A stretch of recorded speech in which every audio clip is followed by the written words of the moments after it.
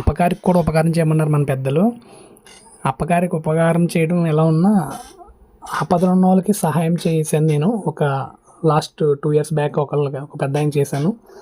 అదేంటంటే ఆయన దారిలో వెళ్తున్నప్పుడు సంథింగ్ ఎవరో ఆయన బండి ఏదో లాక్కొని ఎవరో కుర్రోళ్ళు అలా చేశారంట. అయితే ఆ ప్రాబ్లం మనం మనం మన టాలెంట్ ద్వారా వాళ్ళకి ఆయనకి ఏదో సాల్వ్ చేయడం జరిగింది. అక్కడితో అది అయిపోయింది, బాగానే ఉంది.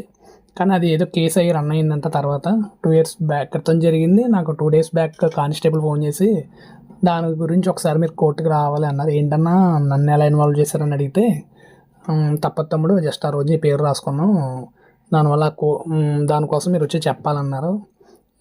నేను ఇప్పుడు ఇవన్నీ ఎందుకు చెప్తున్నానంటే, మీకు ఎవరికైనా హెల్ప్ చేయడానికి కూడా వ్యవస్థ ఇలా ఉండటం వల్ల ఎవరికైనా హెల్ప్ చేయాలన్నా కూడా చాలా ఇబ్బందికరంగా ఉంటుంది కదా.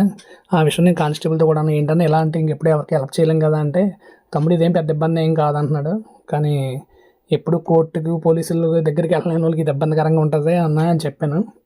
ఏదన్నా ఎవరికైనా హెల్ప్ చేయాలంటే కొంచెం ఆలోచించి చేయాల్సిన రోజులు మన వ్యవస్థ అలా నడుస్తుంది.